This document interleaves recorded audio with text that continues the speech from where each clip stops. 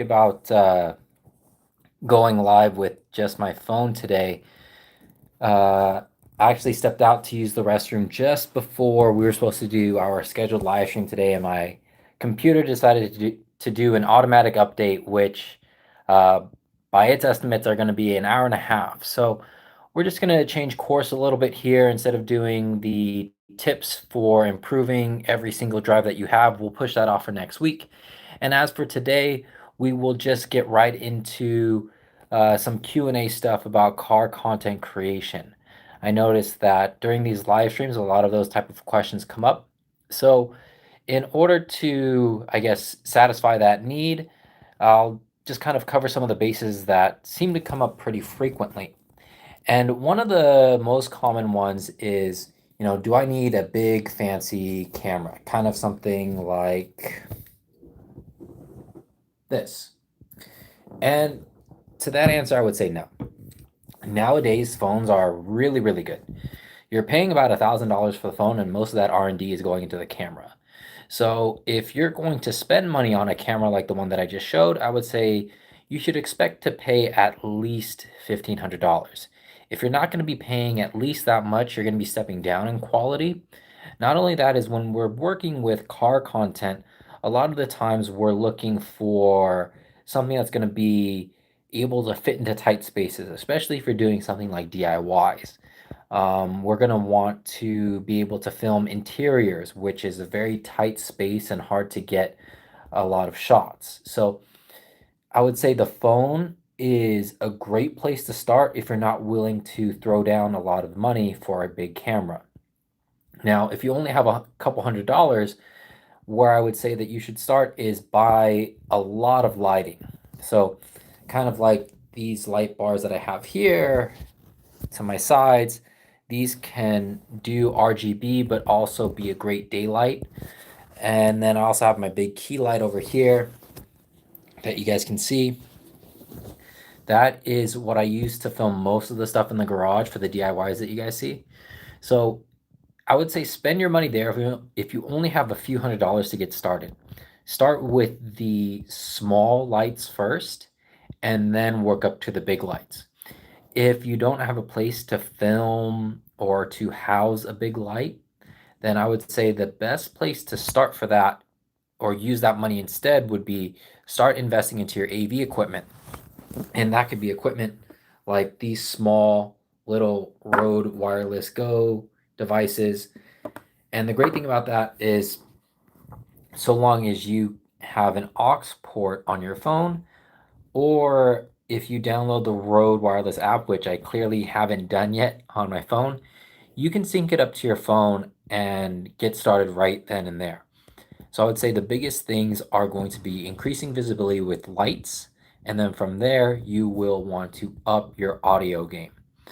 If you're doing a lot of like cinematic stuff that uses trending musics, if you guys look at my recent reel on Instagram, that one I actually didn't use a fancy microphone. I just used some of the ambient sound and I also played with different sound clips that were in the shop in order to give it a more realistic vibe. Because if that whole shot was muted and then you just have the trending music, to me, it's not as impactful. So it's okay if you don't have the best sound possible, just kind of some ambient natural sound is what you'll really want to go for there. And so another thing with content creation, I think a lot of people get caught up with they have to do cinematics, they have to do rollers, they have to do moving shots. And you don't.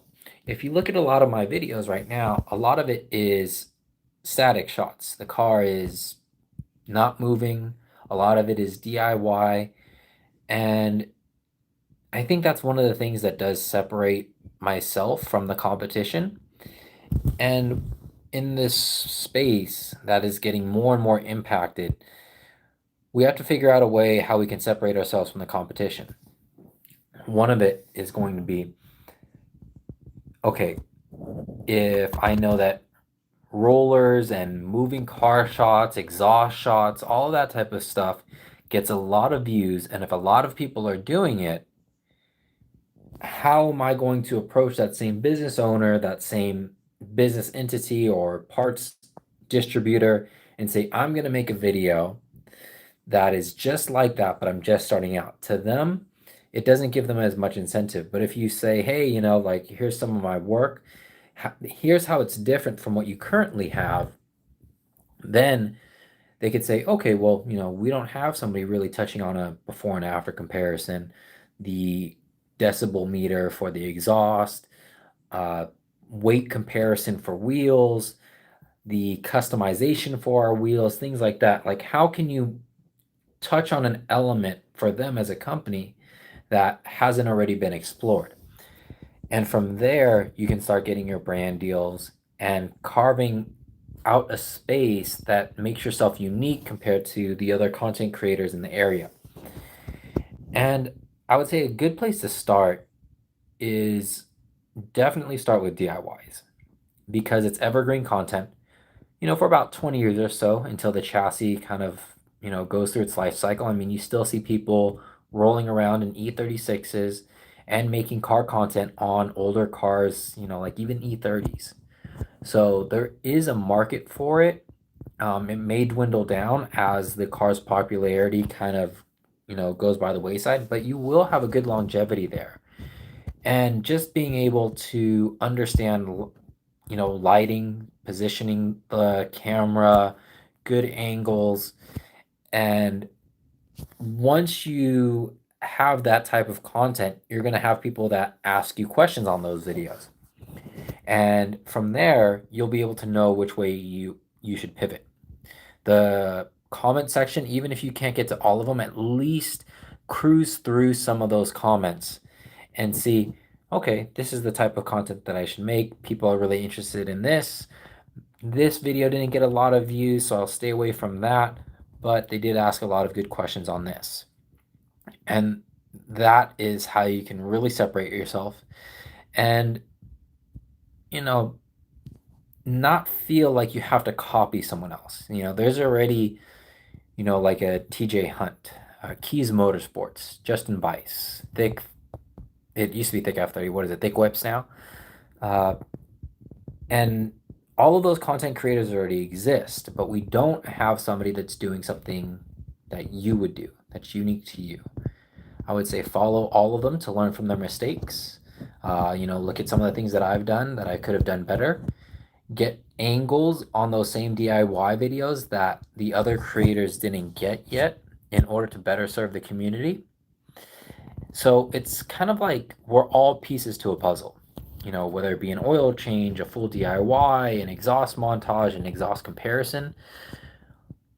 The consumer is looking to get the most in-depth information that they can get before making their purchase. And so someone's already covered this aspect of the install, of the sound, of the quality of sound, how difficult the install is. Maybe you can touch on tips to make the install easier. What tools make that exhaust install easier? Is there a way to get off those hangers easier? So trying to, or even if you would say, watched all of the install videos, maybe you could package all of the tips and tricks of that install into one concise video. Something like a fluid interval change. That's one of the videos that I did more recently. So rather than going through each DIY, I just said, these are the intervals for the fluids. This is where they're located. These are some of the tools that you might need. And for the videos that I did already do, I said, hey, here are the links to these videos that you can check out in the description. So at least it gives yourself some kind of buffer. And when you're creating videos, I would say don't put too much pressure on yourself to make content every single week. To give yourself a good, space for that, try to do like 10 videos before you release a single one. That way you have a little bit more than 2 months worth of backlog to protect you in case, you get busy at work, you had low battery, one of the shots was out of focus and you need to go back for it. This way, you can even put out like 3 videos a month. And with that 10 video backlog, that becomes more like 3 months of protection in case you can't get to, your next video right away. So I would say those are some of the things that I would do just starting out, is getting down the good lighting, the visuals, building a video backlog, and seeing where you can enter the market differently than from other people.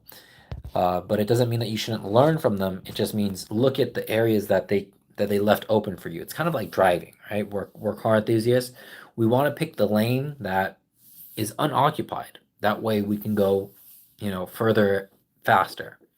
To quote Think Media, I would say one of the pillars in my YouTube growth journey. So that's another good thing, is looking up people who can help you grow on YouTube. Think Media would be one. If you want to grow on other platforms like Instagram or TikTok, then you'll want to look for people in those spaces as well. And you don't necessarily need to pay for all those started. This might just be a side hustle. This might just be a side passion. So how can we make the most with the little bit of money that we're willing to spend on this? And one of the things is just using the free tips that are already on YouTube, using the free web devices like vidIQ or TubeBuddy. And yes, they do have paid versions, but you could do a lot with the free versions in the very beginning. You don't need to upgrade to them, although you may get a few emails here and there to do it. And sometimes they run free trials, like, you get a month or 3 months for $1 each, and then after that they'll start billing you. So after those 3 months, you'll have a good idea if you should do it or not. And if you build up a backlog of 10 videos, that means you got to optimize 10 videos right out of the gate. Versus if you pay for TubeBuddy or vidIQ right away, you're going to be like optimizing one video at a time, right? And you might not get to 10 by the time your trial is over. So these are just all little things that I've learned along the way, and hopefully it does help all of you too. And if you guys have any questions, feel free to drop it for me in the chat. But I would say don't put too much pressure on yourselves, right? I think we get a lot caught up as time and the industry has progressed, that people want to be more and more professional. They want the big cinematic rig, they want a gimbal, they want the most expensive camera. And you can get by, like I said, with just your phone in the beginning. You could do DIYs, I think, is sometimes better with your phone because you can sneak it into a lot more places than a big camera. And if you're doing DIYs, that's what your focus is. The versatility of getting a phone in and out of an area, it's really, really good. I don't think I started making car content with my phone, but I started making videos with my phone way back when. I think I was trying to do like fitness videos in the beginning, and there's actually so much more support in terms of editing software, and the cameras from the phones are really good. And the great thing about your phone is that it's always on you. And when you're trying to match up, say, like color between your big camera and your phone, at least if you're always working on your phone, the color balance is always going to look the same. It's not going to look a little bit more greener or pink. And that is also one of the things that's going to help engage your audience more, is not having drastic color shifts. So you can imagine if, just because of how different cameras do white balances, if all of a sudden I was looking like this and then the next scene it was gone, right? So there is something to be said as far as color balancing. Once you start playing around with more expensive cameras, it's one of the things that you have to consider, is that your editing time, your production time will all go up, because that's what those cameras do. They give you a relatively flat profile. So imagine if, this is almost grayed, not necessarily black and white, but very close. That's what a lot of the expensive cameras will do. And then you have to bring back in the colors. And one of the benefits of that is if a shot is very dark or if you have a very bright spot in your video, those expensive cameras through that type of processing when they're recording can bring back a lot of the details that were potentially lost or would have been lost with something like a smartphone. Um, so that's one of the things that I actually wish I took into consideration when I got started. Is when I bought my expensive camera, I was like, oh, it's just gonna be good out of the gate. And I went from producing maybe one video a week, if I was lucky, 5 videos in a month. And now I'm lucky if I can do 3 videos in a month, full-length videos. And that's because the production time and value from having that type of camera, it just requires more time to edit. It's a little bit more finicky to get everything right. And so the expensive camera is not all what it's cut out to be. With your smartphone or even a less expensive DSLR where you don't necessarily have to color edit, you can just kind of boost saturation a little bit, adjust the highlights and the shadows. You can bang out content really quick. So although I said earlier that you should get started with 10 videos, 10 videos is very easy to do in the beginning if you use something like your smartphone, because for the most part, the color is what it is. Like right now, I'm doing this live stream on my smartphone, and the color to me, by my eyes, is pretty good. And I'm using the front-facing camera, mind you. I'm not even using the back one. With my fancy camera, I have to go into a specific setting to get the colors that I want. I need a HDMI cable. I need to hook that up to my computer, or no, I need to hook it up to a cam link so my computer can read that information and then process it and then put it through my live streaming software. There's so many more steps and pieces of equipment to make this live stream happen with this clunky thing as opposed to just going live with my phone. The color is pretty much going to be really good so long as I have decent lighting. And there's nothing wrong with starting out like this. There's nothing wrong with, starting out, building your audience, making some decent income, and then just repurposing that income to getting a camera, getting your lighting, getting your audio. That's what I would recommend. I usually get very sad when I see other content creators who have a bigger audience than me, have been around on YouTube longer than me, and they,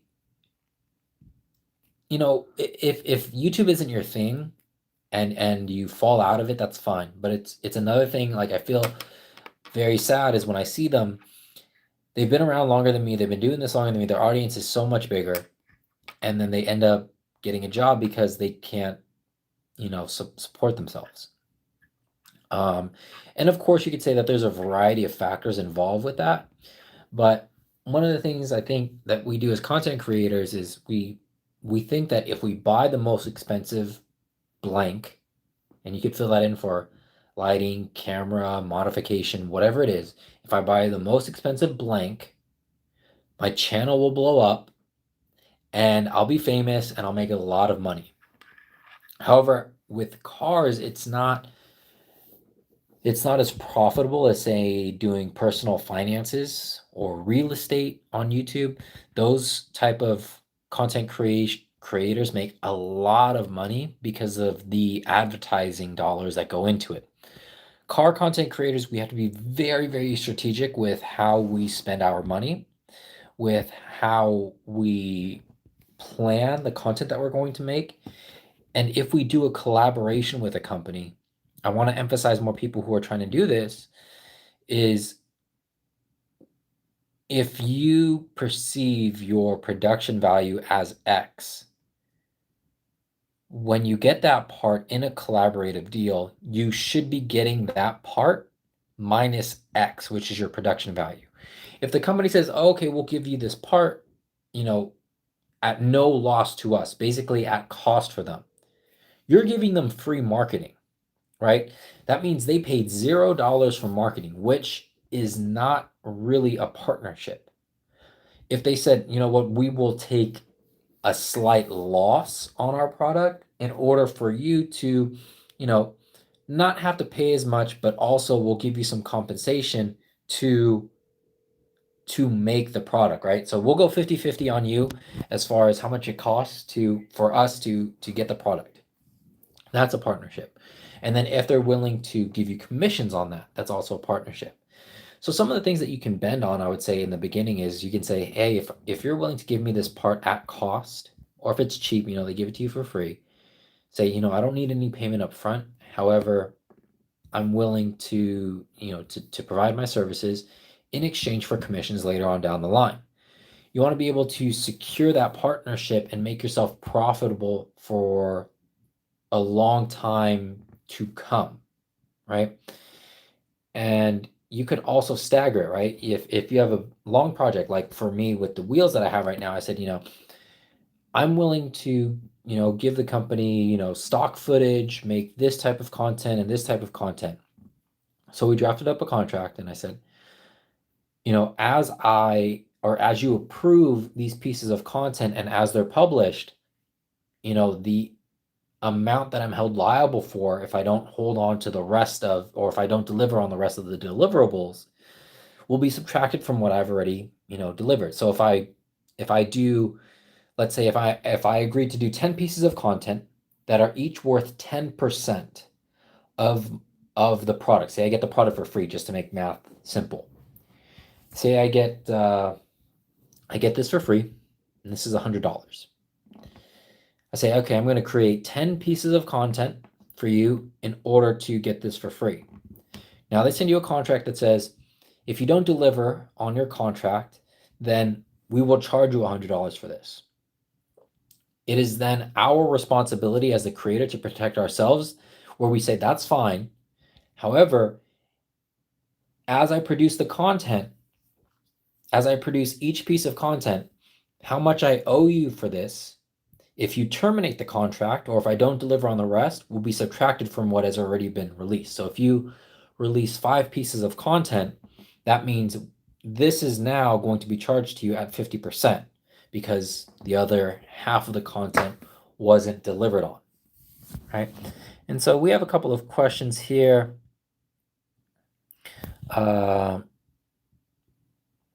Let's see here. This is the first time I actually used my phone for a live, so pardon me.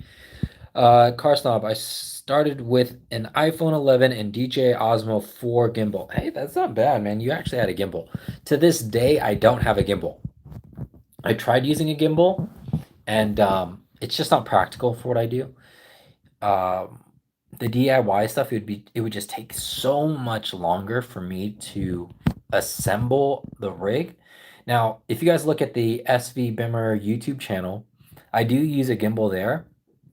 And I've only recently started doing the gimbal because actually my partner, Obsessed Studios, who I was talking about last week, some of the days that he can't come. So he's actually taught me how to use the gimbal, but I would use it in that type of setting where I'm not doing the jobs.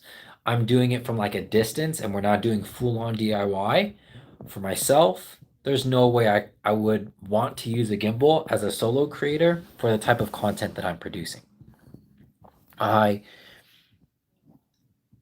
So the way that I justify that too is gimbal's like a good gimbal, right?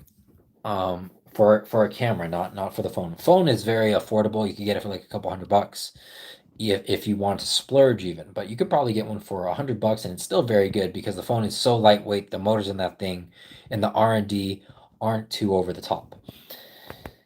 With my camera, I said, you know, instead of getting a gimbal and putting a couple $1,000 or $1,000 into my gimbal, what I'll do is I'll take that money and I'll just buy a camera that's, you know, $1,000 more than what I would have wanted. And so that's how I ended up with the Sony A7S III.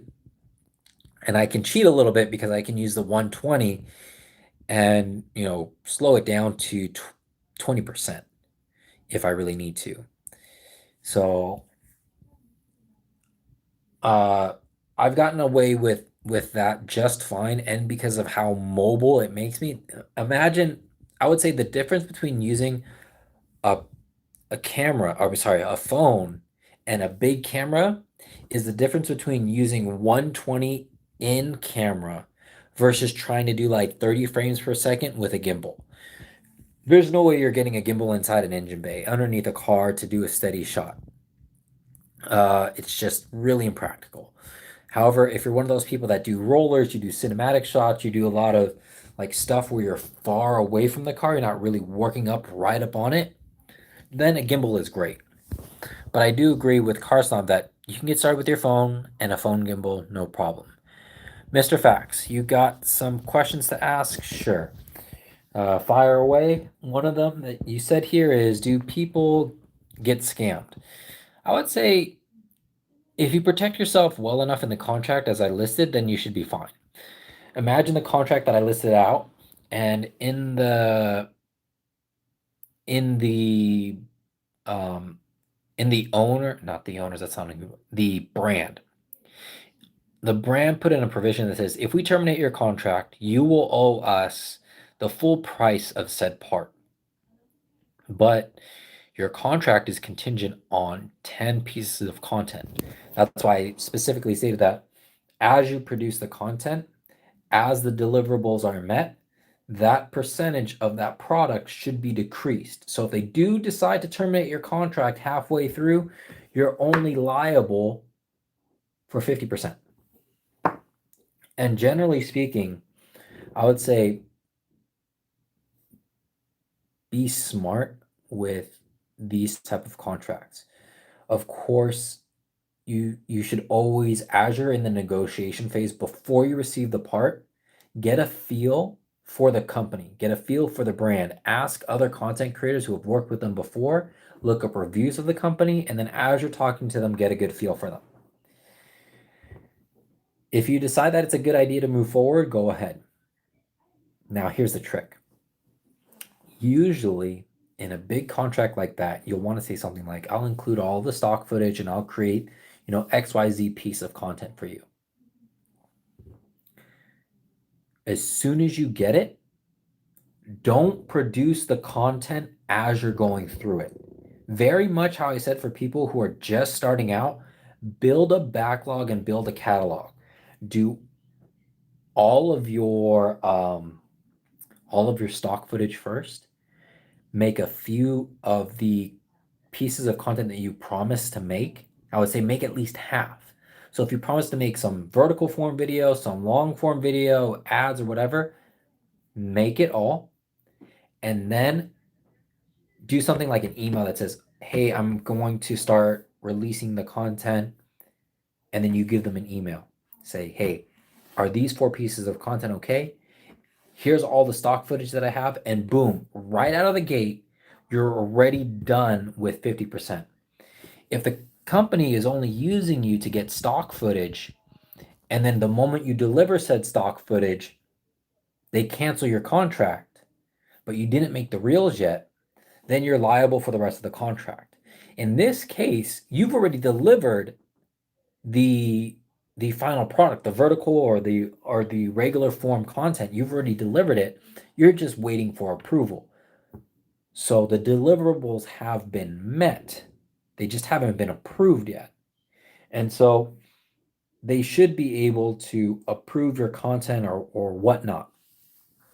But if a company sees value in what you're doing, they wouldn't take advantage of you. One, because you're still on the books for them.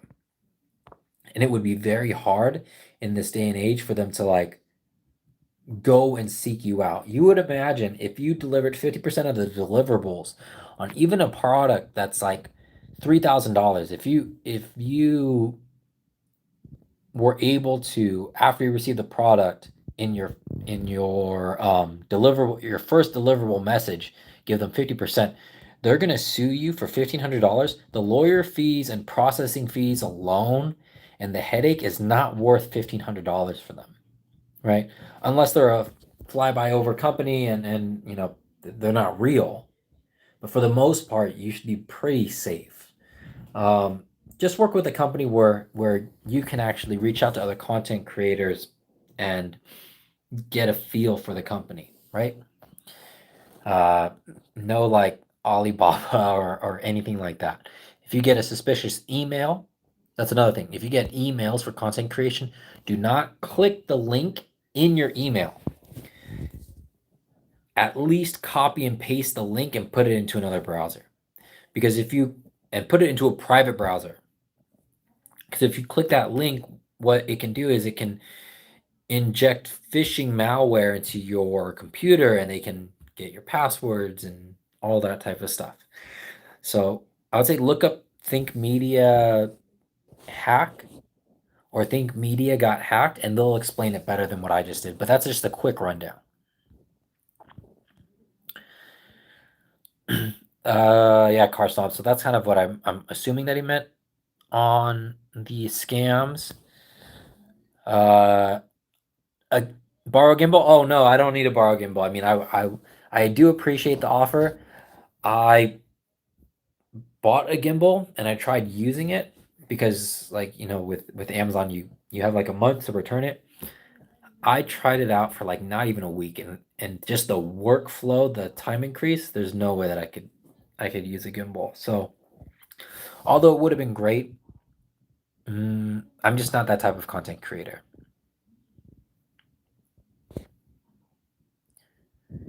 Let's see here.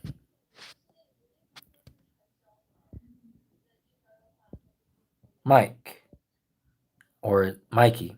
This thing is so small on the phone. Uh, how's it going, Fritz? I enjoy your video style a lot. Oh, thank you. I hope the videos are helpful for you.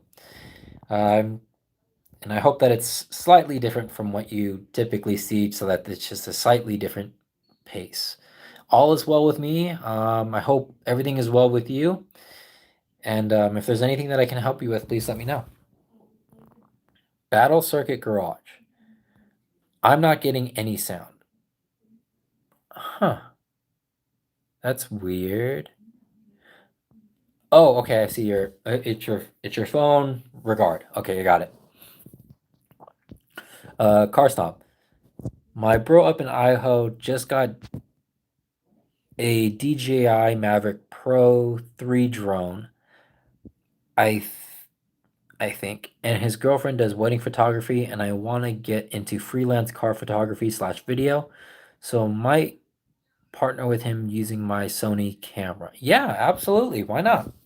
I would say, I think the wheel company that I just partnered up with, they told me that a photography shoot with a photographer in our area, so it's like the Bay Area and I guess like the LA area, so California, $200 gets you about 30 to 40 photos depending on how much editing is involved. I'm not really familiar with video, so I guess you could. I mean, I'm not too familiar with photography, so I guess maybe you can use that as a baseline. For video,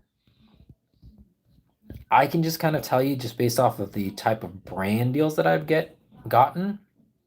For me, I would say like a handful, like anywhere from 3 to 6 pieces of vertical form content, depending on how long the content and how involved the content is.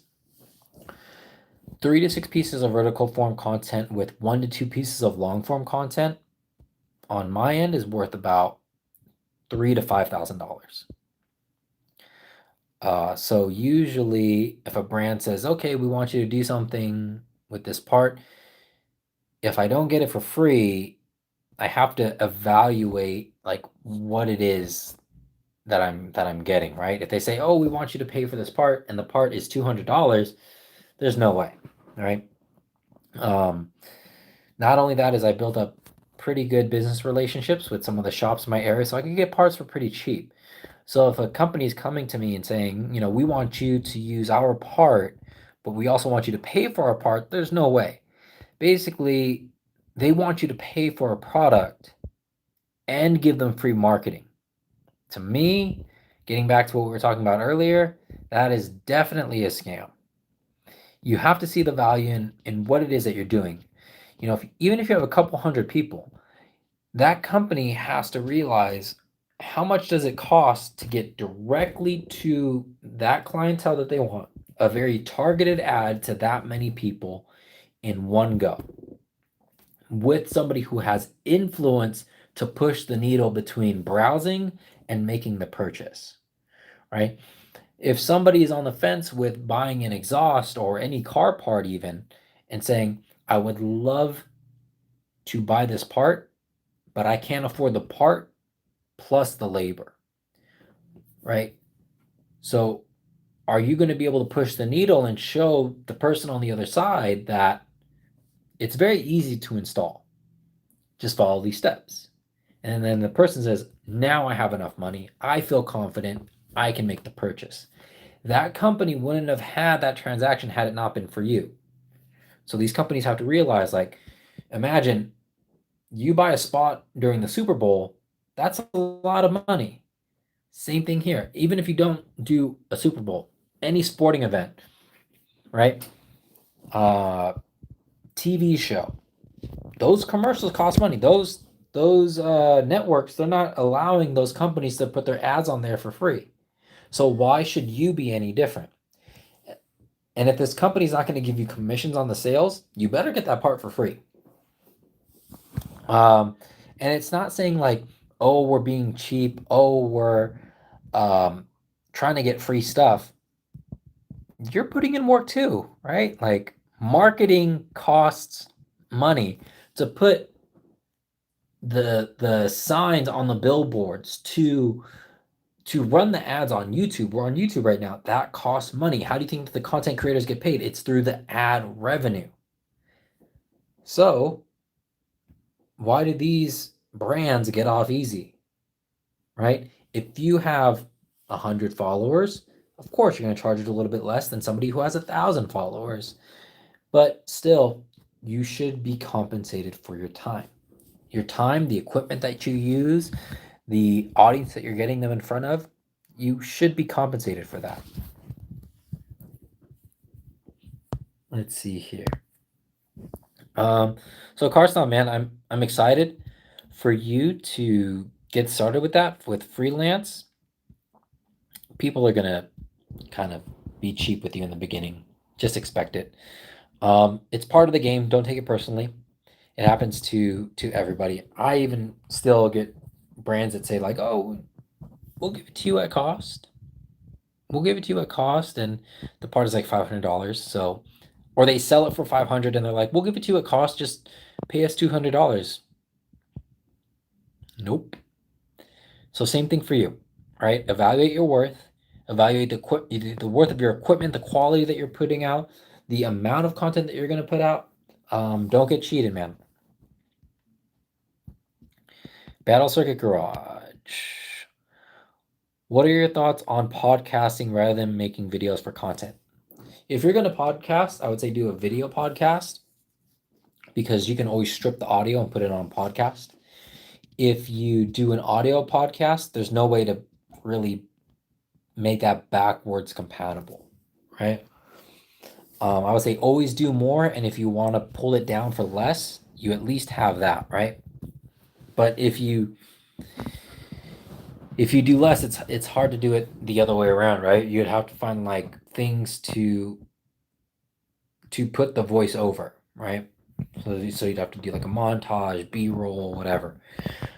Same thing for like when people say getting started on YouTube, I would say start with long form first, because you can chop long form into short form videos. It's hard to take short form videos and stitch them together for long form. Not only that, is the format is different. So if you're shooting like this in vertical form, you can't really crop in for regular video. Like the amount of crop and information that you would lose, the quality would be so much down. Versus if you shot like this, you could crop in for vertical form and you might lose a little bit, but not as much as the other way around. And you will always have more going that route versus, the other way. So video podcast, and then convert it to video form later on.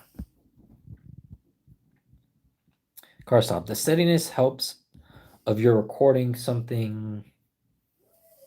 The steadiness helps if you're recording something far with your phone. I recorded a demo derby and had to zoom in far with the S23, and the DJI gimbal helped me not get any shaky footage. Yes.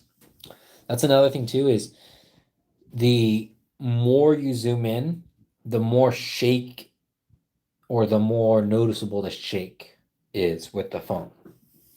So if you don't have something like image stabilization, or even if you do, you'll definitely want a gimbal. And if you're starting off with your phone, I would say investing like $100 into a gimbal isn't a bad idea. You can find used ones or ones that are on sale for about that and get a really good value. Car stop. My friends and I want to start a podcast, but we don't know what to do, and there is so many overflooded. Yeah.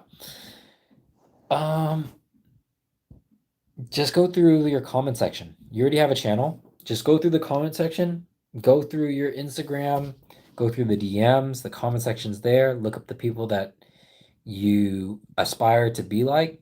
You can go on Keys Motorsports. You could go on any other YouTuber that you watch and go through their comment section if you don't have enough to go off of on your own. And if the best thing you can do is attack the questions that they have not answered yet.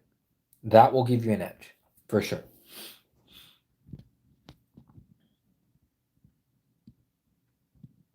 Soul Slinger, what's up, man? I'm working 12s. Glad I could catch a stream. Keep putting the videos out. I will. Yeah, if it wasn't for my computer running its update, and I'm not going to switch back to it now. It's still got like half an hour left, something like that. Whatever. Yeah, I would be on the regular format, and then we would talk about how we can make every single one of our drives a little bit better. And it's just like small little things that I think a lot of people overlook. We usually think as car content creators or people who are car enthusiasts, we usually look at like wheels, tires, suspension, and all that stuff costs a lot of money. But there are a lot of little things that we can do to make our drives easier. So we'll touch on that next week. It's good to see you. I hope you're getting some rest. Soul Slinger, don't work too hard. Yep, Carson, I'm thinking the same thing. But he's a hard worker, so I think that's going to be hard for us to convince him to do otherwise. Trying not to. 5 a.m. to 5:30 p.m. for the next few days. Woo, good to see you. It's good to see you, man. Stay strong. I hope you have coffee, energy drinks, or a lot of sleep. Whatever fuels you, I hope you get it.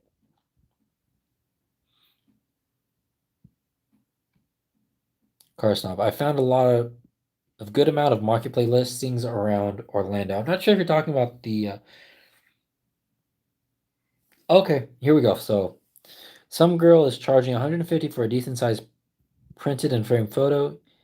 She takes some guys charging $65 for a shoot of 10 photos, $15 more for travel. Okay. Yeah, I mean, if you're just trying to get in there, you could like undercut them just a little bit. So, I think one of the things I talked about earlier is finding out whatever the shop is charging. I usually charge half, maybe a little bit more depending on the job. But figuring out what the current marketplace value is and just coming right under that might give you an edge, might be able to get you a little bit more clientele. At the very least, they'll hit you up and then you can negotiate from there. Some guy pretty pro takes high-end cars, classic car photos, charging $80 for 5 exterior shots, I think, and 200 for 50 stills and rollers. It's actually not bad considering that's more than what I was told for my area. Not enough car related podcasts though. All I know is yours basically Obsessed Garage, Koenig Wheels, Pod, and RDBA. I don't know if I'm missing one. RDBLA. Okay. Yeah, I know, and then a lot of the podcasts are not necessarily consistent. I wouldn't even consider this a podcast. This is I honestly I just started doing these lives to answer some of the Q&As that I can't get to um through the YouTube comments and some of the DMs. I just don't have enough time to go through all of them, so I figured package it all up, do a live stream Q&A, or do a topic in the very beginning for a little bit and then open it up for Q&A at the end, and then just keep doing that at least once a week. But yeah, there's not a lot of car content. Um, I wonder why. Uh, I don't know. I mean, I would imagine that there's interest in it, but something for us to look into, huh? Uh, like I said earlier, all this stuff is like figuring out a lane that we can go into that's empty and just floor it, right? So hopefully this gives us the empty lane, and now it's up for you and I to hit the gas and go full speed. Battle Circuit Garage. I want to start a podcast, but also incorporate comedy. I just have a lot of things that I'm into, but I'm wondering blending all that together would be a good thing or bad thing. Comedy, cars, MMA. Uh, you can. I would say figure out what is at the core of all of that, right? So, say for example,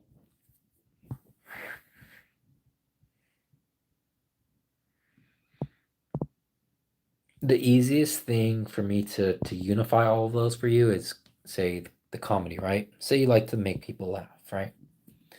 So today's topic could be about cars, it could be about MMA, it could be about whatever it is that you like. But so long as you're funny, as long as that's consistent in there, people will see you as relatable. And all that stuff, it's kind of like guy stuff, like cars, MMA, comedy. Like I feel like guys have pretty thick skin, so even if you say something like somebody could make a joke about like BMWs or whatever, and if it's a joke, you just take it in stride, right? And nobody takes it personally.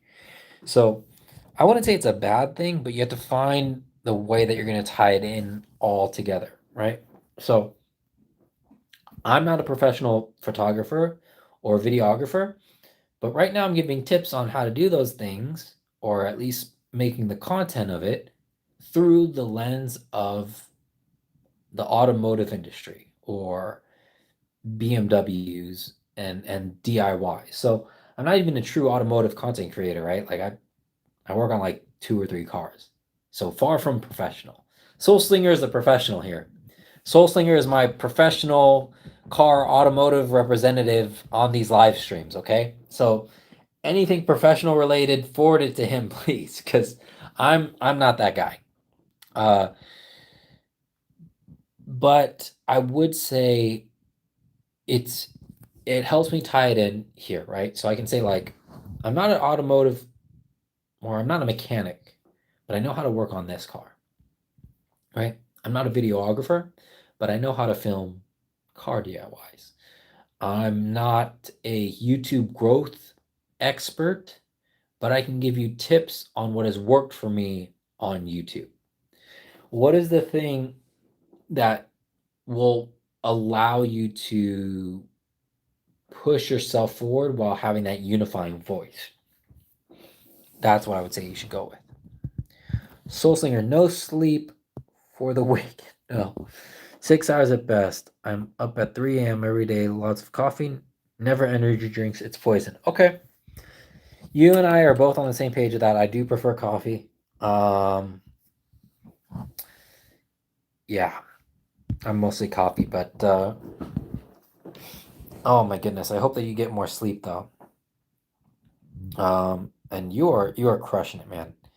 I mean, I can see why they want you there. I mean, you're very proficient at what it is that you do. Um, your work is incredible.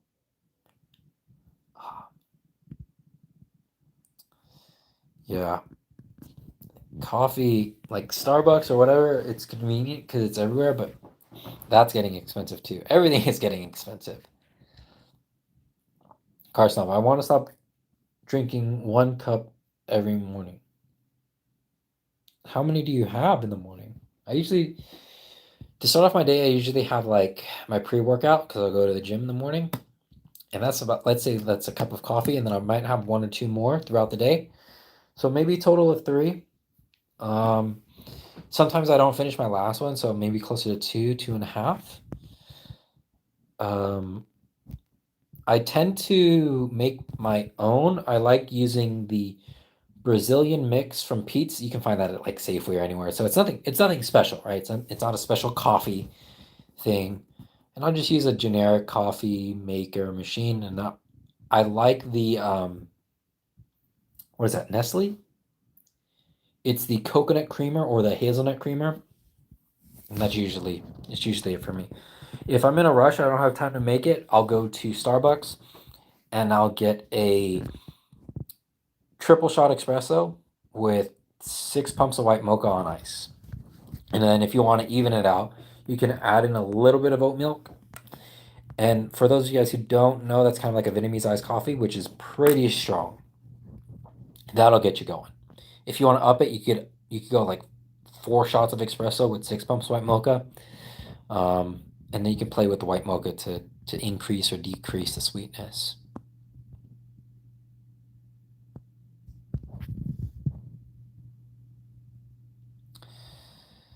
Not enough car creators go live. That's all. Okay, maybe we can change that, man. I mean, I'm one, so you could be two. And then if it, like I said, man, I mean, if that leaves that open for us, I mean, that's great until other people catch on. Soul Slinger, dude, the comedy with what some people do to their cars, though, yeah, a lot of people I noticed that they use. I noticed that a lot of the trending stuff that like girls will use for like romantic type stuff, guys will end up twisting and using for cars. And also, a lot of car content creators will use gym related material, trending music, templates, things like that, and they'll put it into the automotive niche.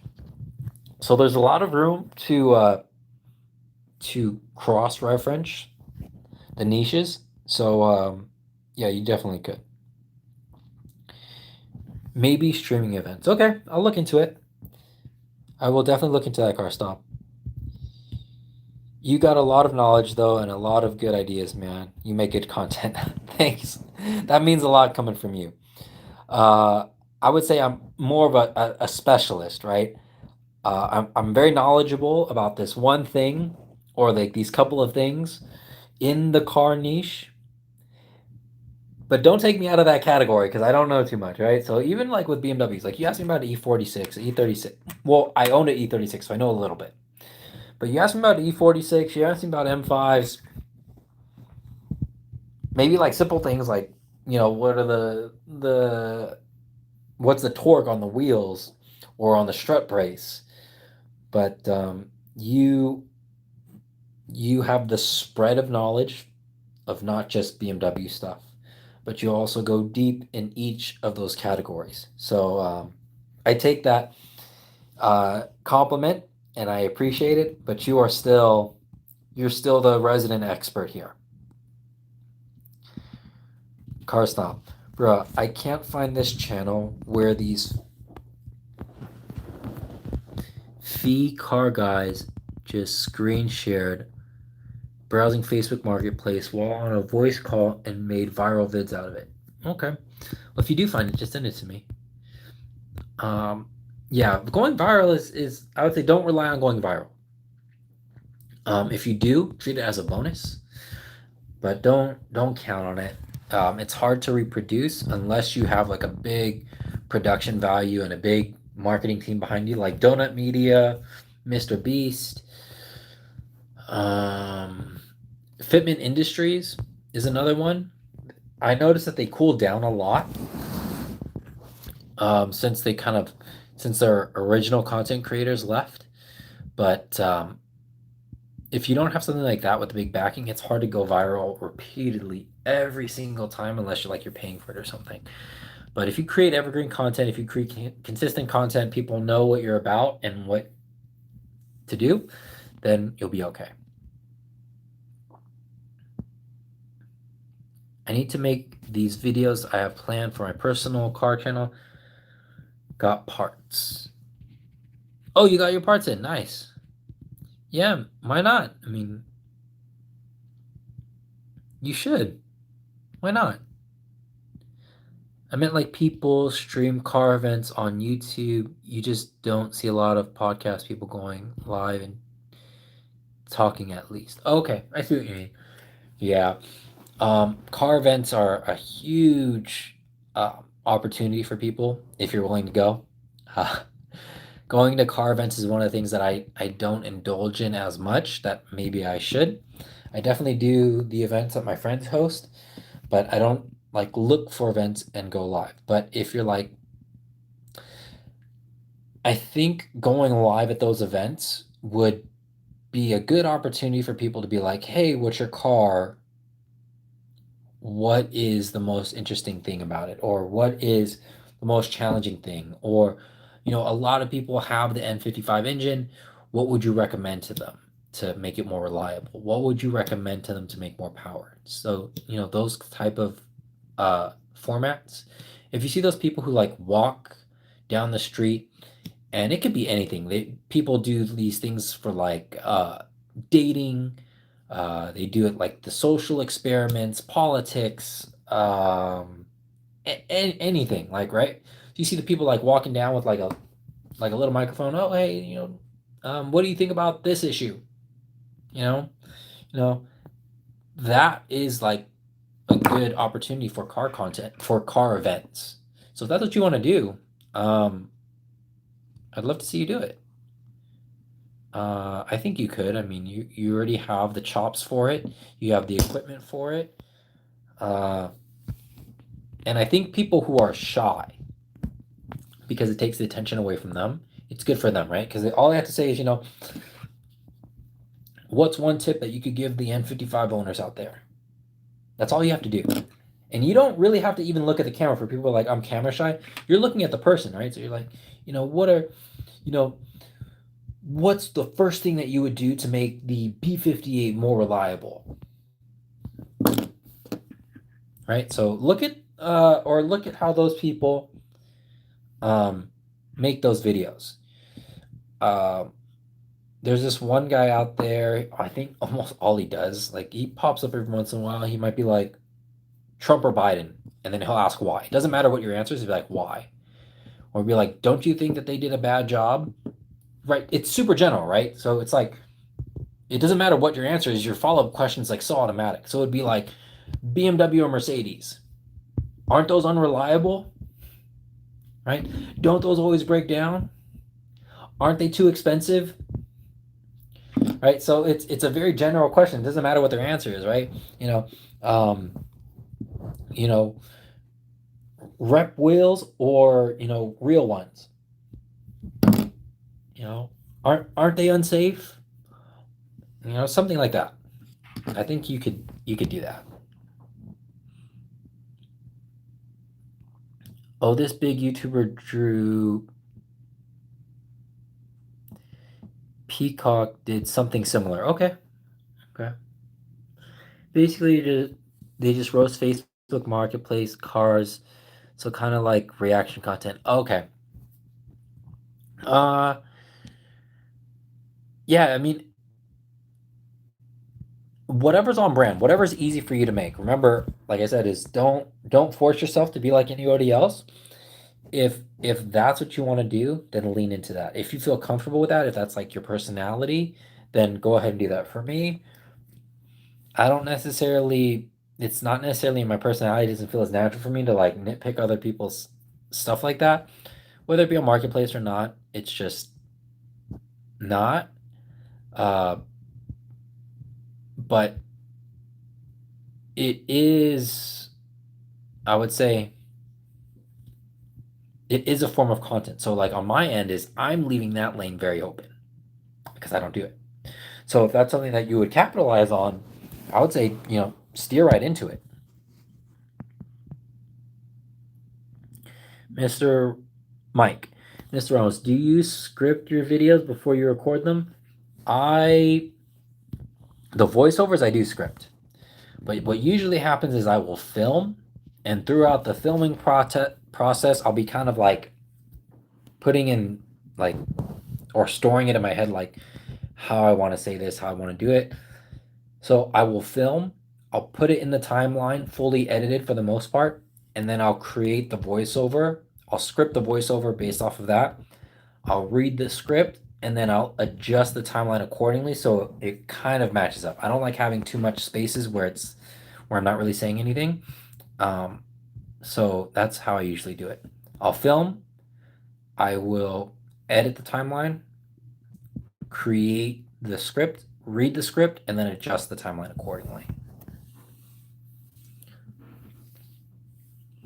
I'm coming back to making more YouTube videos. I've been so focused on wanting stability and sound with my phone. I use a beast cage rig which allows lenses, etc. Okay, like I said, that's fine. Just start with your phone as long as you get started with something. And don't. I tell people like the worst $500 or $600 you're gonna spend is on something like this, especially if you're buying an old one, because your phone is better. It just is. At this point in time, because of how much phones cost, I would say if you're gonna do this, right, and right, so not full on financial advice, but it is kind of like my day job. So think about it like this. Imagine this is your phone and you have a cell phone bill. But now you're a content creator and you can write off this phone. You don't get to write off the whole thing, you get to write off a percentage of it. Depending on the state that you're in, the percentages may be different. But now instead of, say, getting like an entry level phone, you can now justify buying the top spec phone because you are using it for content creation. The evidence is in your videos that you produce. And also when you upgrade the phone, you're getting better camera quality. So I would say is like if you get a phone that's like $500 versus the flagship that costs $1,200, that's $700, right? That's $700 that you would upgrade to getting the best phone is better than $700 that you would spend on a camera that looks like this. Because any camera that looks like this that's worth $700, not even including the lens, is not going to give you better camera quality than your phone. You're going to also have to buy the lens. So let's just say the phone is cheap even, and you can get away with, sorry, let's say the phone is expensive and say it's $1,000 more than what you're going to spend. I would say like any big flagship, but I'm sorry to say it's really going to come down to like Samsung, so like the Galaxy series or an iPhone.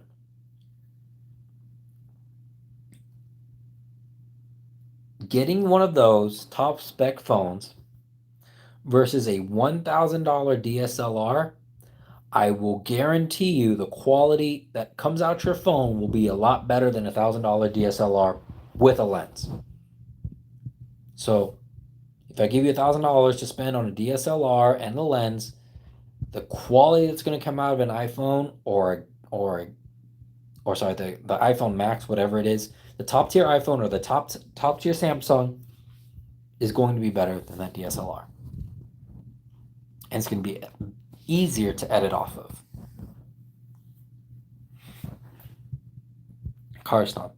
Yeah, my S23 looks almost as good as my Sony A6400. So an $800 body or like $750, I don't know. Yeah, I mean, at this day and age, and plus it's like, think about it, when you're using your phone, the gimbal, compare a phone gimbal to a gimbal for a camera. It's cheaper. I would say buy the things that aren't necessarily going to change in price. So that would be your lighting and your audio equipment. That's always going to be pretty much consistent. Sure, you may have to worry about preamps and things like that and worry about how the lens reflects the light, But for the most part, the light is going to be very consistent as far as brightening up your scene or setting the mood if you want to use RGB. And then the audio, if you do voiceovers, it's not going to matter anyways. So you would be better, and those things don't necessarily age, right? A camera will age over time, right? There's going to be, imagine when 1080 was the best, and then there's 4K, now there's 8K. But no matter what K or quality you have, you still need good lighting. You still need a good microphone. And so those are the things that will last you a long time. If you buy them now, they're not going to age out on you in a couple of years, of course, unless they break. But so long as they continue to work, you will definitely get your money's worth and then some out of them.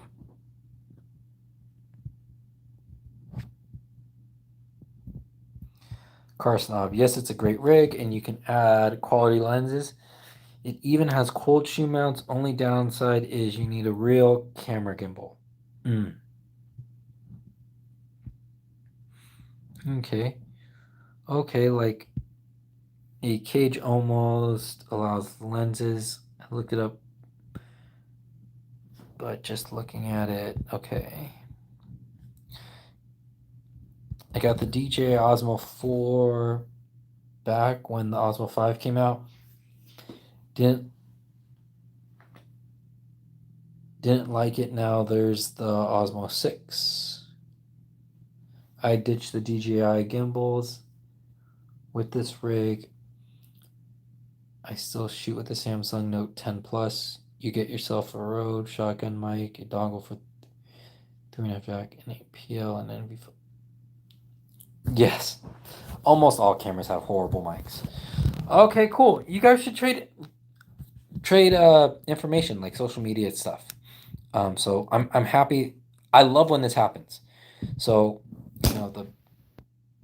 the one of the points that I would like to encourage is that all of you in the chat get to know one of each other, exchange ideas, because as I said, like Soul Slinger is a better mechanic than I am. So if there's a question that I can't answer, I'm pretty sure that he can. And it seems like the two of you guys might be more into video than I am. So you guys are going to be great to bounce ideas off of each other and be resources for each other. Fritz, you said you were in the Bay Area. How are the cops with modified cars out there? I'm in the Central Valley. In the Bay Area, I haven't gotten that into that much trouble. I know my friends over in like South San Francisco or San Mateo, they've ran into some issues. Here, not so much. I do tend to drive in a lot of traffic, so I guess maybe that's why. I don't have an exhaust on my car yet either, so that could be it. Out here, not so much. South Bay, East Bay, it's not as bad.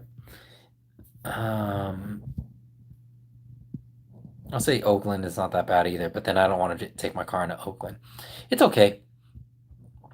They get you for other little things like maybe tint or not having a front plate. They might get you for that.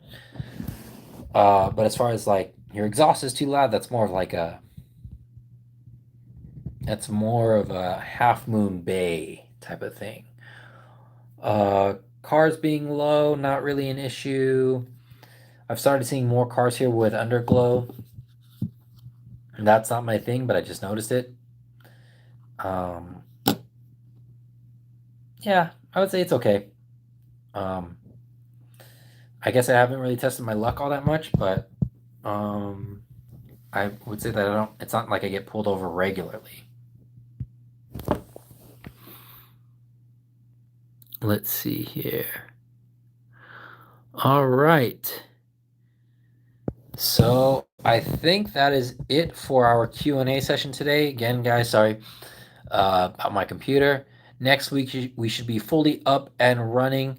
If there's anything that you want me to include for next week, I am more than happy to put that in. Let's see here. Carson, we got a couple more people coming in now. Oh, we're coming in hot now. And Florida cops will just speed past you. Frosty B. Hey Fritz, what's your perspective on the used car market and dealerships for the next year? I would say prices are going to drop. There's a little bit more supply than there is demand right now. If you just look at kind of like the projection and the trend of everything in the economy, you could wait. Usually car prices go up in the summer times. If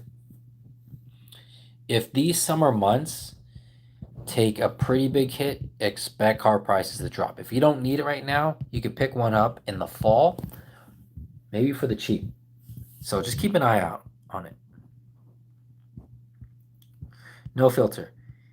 Have you considered putting on stiffer subframe bushings on your M car? I just replaced mine to Delrin and it really helped handling and would make for a great video. Not much on it on YouTube. I have considered doing that for the subframe bushing when I do the rear diff. I just haven't done the rear diff yet. I'll have to set some time aside for it. But as far as like, I think for the 2 Series, the mono balls, as far as the camber plates, the control arms, the suspension, and the sway bars, it locks that thing up pretty good. So I feel like at this point right now, with the exception to maybe a LSD, the improvements are going to be very minimal considering everything that's on the car, and that car is such, like, the chassis is so small. But I do plan on doing it, and thank you for the suggestion. Frosty B. Okay, so that was for your question about the used car market. Yeah, I don't see a lot of thinking about it. No filter. I was thinking about it too. There's not a lot of, because nobody wants to press out the old rubber bushing. That's probably why. And nobody wants to press it out, like do it like once, buy the kit, do it once, and then that's it. Because those kits can be expensive. So most people take it to a shop and then they don't want to film it at the shop. Soul Singer, we were talking about BMW driving school in Arizona. I don't know how much it costs, but it sounds like fun. Okay. Oh yeah, they do offer that. I think they put you like through a course, like, drive through wet, learn how to do this in this conditions, and I do wonder, like, how good is that? Mike, thank you for your time and go on live today. Yep, no problem. Glad I could help. I'm happy that you hooked up with Car Snob. I'm looking forward for the content that you guys create, bouncing all those great ideas off of each other. Soul Singer, thanks, brother. Yeah, man, thank you for being here. Thank you for being our resident expert. Uh, I don't know if there was a way I could give you that label on here, or maybe they'll include it as a feature later on. I would definitely give it to you. No filter. For the F22 platform, yeah, there's not much for the F22 platform. Not many people are creating it. I'm kind of alone, so if anybody wants to join me in the journey, I'm more than happy to have other people around for sure. So, yeah, I think that'll do it. We've already been on here for an hour. I appreciate all of the questions, all of the insight. I love to see all of you interacting with each other. So, feel free to drop your social media handles and get in contact with each other, and keep it going. This doesn't only have to happen while I'm here. I would love to see what you guys make of it. So until then, I'll see all of you next week. Hope all of you have a good rest of your day and a wonderful week.